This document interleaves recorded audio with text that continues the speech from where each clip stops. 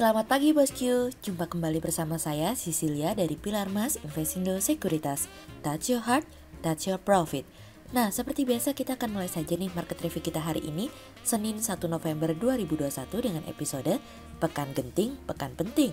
Maka dari itu jangan kemana-mana ya bosku, tetap di channel Pilar Mas Investindo Sekuritas. Touch your heart, touch your profit. Pionir Sekuritas Channel di Indonesia.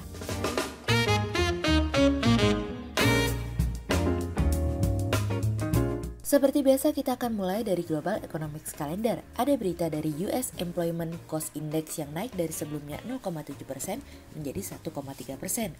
Kemudian ada dari US Personal Income yang turun dari sebelumnya 0,2% menjadi minus 1%. Kemudian ada dari US Personal Spending yang turun dari sebelumnya 1% menjadi 0,6%. Kemudian kita beralih ke Corporate News. Ada berita dari PT Metro Data Electronics Tbk atau MTDL yang berhasil mencatatkan kinerja positif pada kuartal 3 2021 dengan membukukan penjualan sebesar 12,1 triliun rupiah atau meningkat 20,9% dibandingkan periode yang sama di tahun sebelumnya dari kontan.co.id. Kemudian ada dari PT Vale Indonesia Tbk atau Inco yang periode Januari hingga September 2021 mencetak kenaikan laba 60,40% secara tahunan menjadi 122,93 juta US dollar dari periode yang sama tahun lalu sebesar 76,64 juta US dollar dari kontan.co.id. Kemudian ada dari PT Astra International Tbk atau ASI yang pendapatan naik 28% hingga akhir September 2021 dari kontan.co.id. Kemudian pada perdagangan hari Jumat tanggal 29 Oktober 2021 IHSG ditutup menguat 67 poin atau 1,03% ke level 6.591. Sektor energi, konsumer non-siklikal, konsumer siklikal, teknologi, transportasi, properti, kesehatan, keuangan, infrastruktur, industrial, industri dasar mendominasi penguatan IHSG kali ini.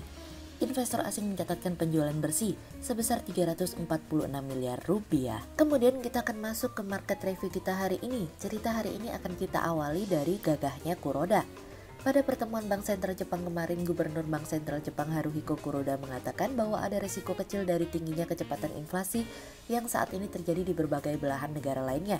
Meskipun demikian, Bank Sentral Jepang akan tetap melakukan apa yang harus dilakukan dengan melakukan pemberian stimulus sekalipun bank sentral negara lainnya sedang bersiap untuk memangkas stimulus. Inflasi yang mengalami kenaikan di Amerika dan berbagai negara lainnya tidak akan mempengaruhi Bank Sentral Jepang untuk mempertahankan kebijakannya. Meskipun yen terus mengalami pelemahan, namun Kuroda mengatakan melemahnya yen akan memberikan hal yang positif terhadap perekonomian Jepang. Rendahnya inflasi Jepang masih menjadi kendala bagi perekonomian Jepang bahwa masih jauh bagi Jepang untuk melakukan normalisasi kebijakan.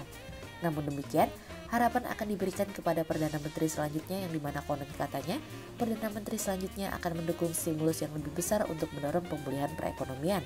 Dari negara lainnya di G7, Jepang masih memiliki tingkat proyeksi pemulihan ekonomi yang paling rendah dibandingkan lainnya. Kuroda hanya mengatakan bahwa dirinya percaya inflasi tinggi yang terjadi di negara lain hanya berdampak sedikit atau terbatas kepada Jepang. Dirinya mengatakan bahwa perusahaan-perusahaan di Jepang cenderung menyerap biaya kenaikan bahan baku tanpa meneruskan kenaikan biaya tersebut kepada konsumen dengan menaikkan harga yang lebih tinggi. Bank Sentral Kanada sendiri telah yakin untuk mengakhiri stimulus pembelian obligasinya pada hari Rabu mendatang, dan The Fed sendiri akan melakukan pertemuan FOMC meeting pada pekan ini. Kuroda menambahkan ada faktor lainnya mengapa inflasi di luar negeri mengalami kenaikan, sementara inflasi Jepang tidak mengalami kenaikan. Hal tersebut disebabkan karena adanya pemulihan ekonomi di Jepang yang selalu tertunda. Sekalipun pasokan belum mampu mengimbangi permintaan seperti yang terjadi di negara lain, permintaan di Jepang masih belum terlihat seperti itu. Fumio Kishida diperkirakan akan mempertahankan mayoritas terkait dengan pemungutan suara, dan yang terpenting adalah pelaku pasar dan investor menanti Fumio Kishida untuk mengungkapkan paket stimulus ekonomi senilai puluhan triliun yen dalam beberapa waktu mendatang untuk mendorong pertumbuhan ekonomi yang kian mengkhawatirkan. Bank Sentral Jepang saat ini memproyeksikan perekonomian Jepang akan tumbuh 3,4% pada tahun ini. Resiko terganggunya pasokan global justru kian mengkhawatirkan dibandingkan COVID-19. Pelemahan yen pun tampaknya tidak perlu dikhawatirkan karena hal tersebut menjadi salah satu pendorong pemulihan ekonomi di Jepang. Meskipun yen melemah, namun Kuroda mengatakan masih dalam rentang yang dapat diterima. Perdana Menteri Jepang Fumio Kishida pada akhirnya mampu menjaga kekuasaannya pada pemilihan umum pada hari Minggu kemarin. LDP memenangkan 261 kursi untuk mempertahankan mayoritas langsung di majelis yang berjumlah 465 kursi. Kishida sendiri mengatakan bahwa LDP memenangkan suara mayoritas dan menerima kepercayaan dalam pemungutan suara tersebut, dan Kishida pun mengucapkan terima kasih. Apabila Kishida mendapatkan suara lebih sedikit daripada ini, maka hal ini akan mempersulit langkah Kishida yang memiliki rencana untuk menaikkan upah, mengurangi kesenjangan, dan mendorong stimulus untuk mendorong pemulihan ekonomi. Semoga Kishida dapat segera menyampaikan rencana stimulusnya untuk mendorong perekonomian ya bosku. Kemudian cerita selanjutnya datang dari G20 untuk teks. Para pemimpin ekonomi terbesar dunia pada akhirnya secara resmi mendukung rencana besar untuk merombak cara negara dalam melakukan pemberian pajak pada perusahaan yang termasuk dalam perusahaan multinasional dalam upaya untuk menghindari persaingan terkait dengan masalah tarif. Semua pemimpin di KTT G20 Roma telah mengesahkan peraturan baru pada hari Sabtu kemarin, termasuk di dalamnya masalah mengenai pajak minimum global yang akan mengakhiri persaingan tarif pada pajak perusahaan.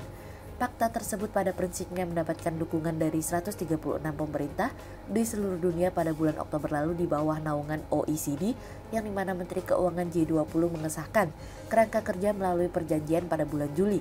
Dukungan G20 atas kesepakatan tersebut menjadi pertemuan puncak, meskipun belum menghasilkan kesepakatan substansial tambahan.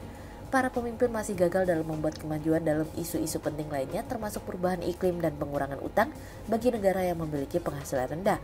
Fakta pajak memiliki dua tujuan besar. Pertama adalah untuk menghentikan perusahaan multinasional mengalihkan pajaknya kepada negara yang memiliki pajak rendah. Melalui pajak minimum global yang terbaru akan dikenakan 15% bagi perusahaan multinasional.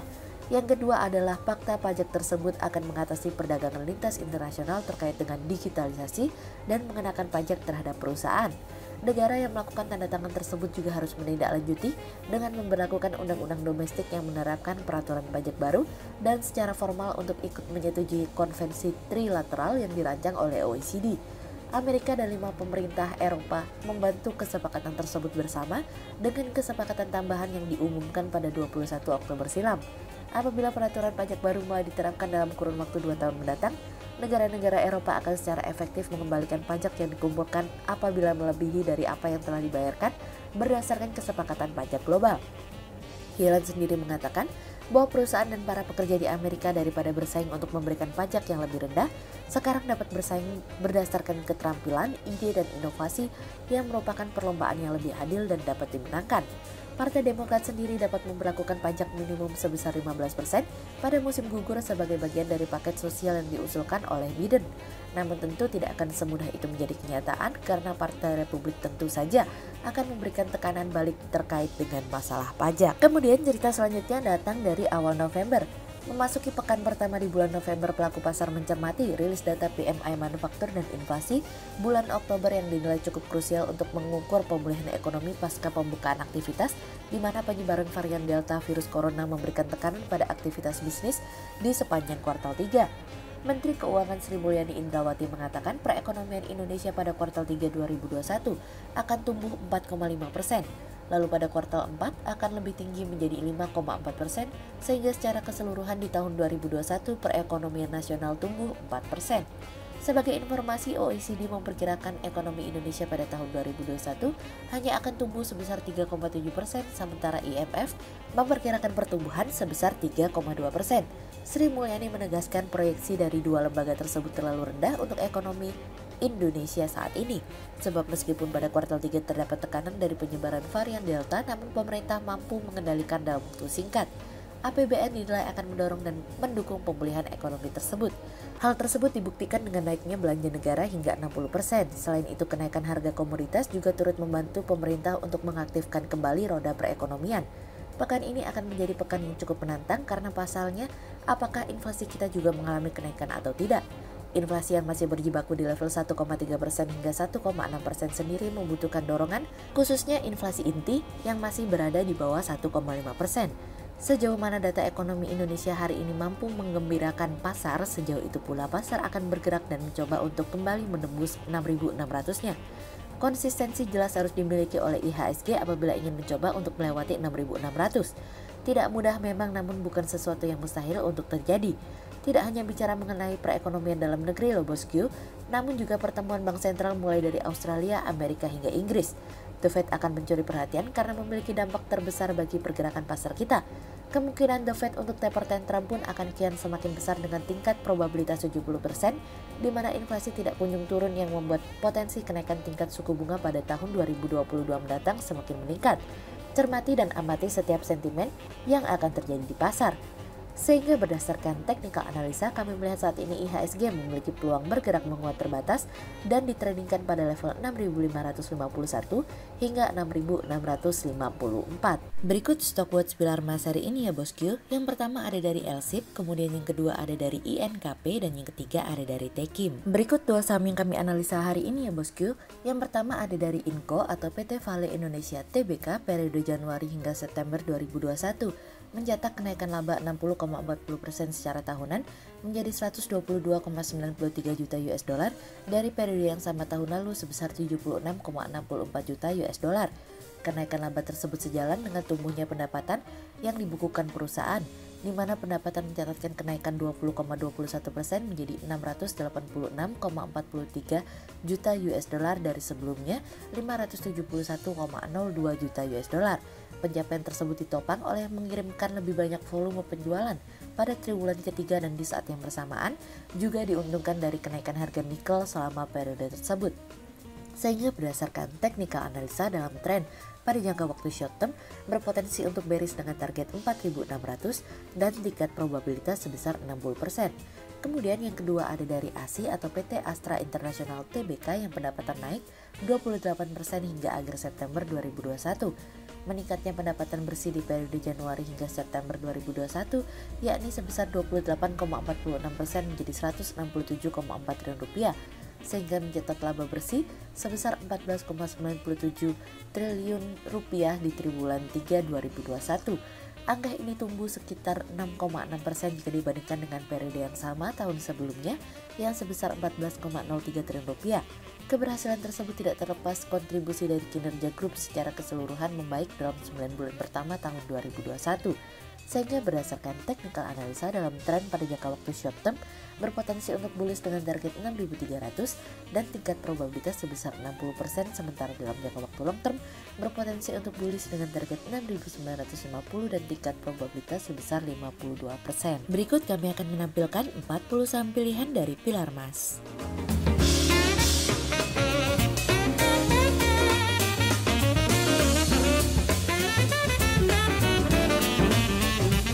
Sekian untuk review market kita kali ini ya bosku. Untuk info lebih lengkapnya bosku bisa download PDF dengan klik link di bawah video ini, atau bisa juga langsung akses ke website kami di www.pilarmas-investindo.co.id. Dan jangan lupa untuk selalu jaga kesehatan buat para bosku ya. Kita akan bertemu lagi besok pagi untuk market review yang berikutnya. Jadi jangan lupa like, subscribe, dan tonton terus channel Pilar Mas Investindo Sekuritas. Touch your heart, touch your profit. Pionir Sekuritas Channel di Indonesia.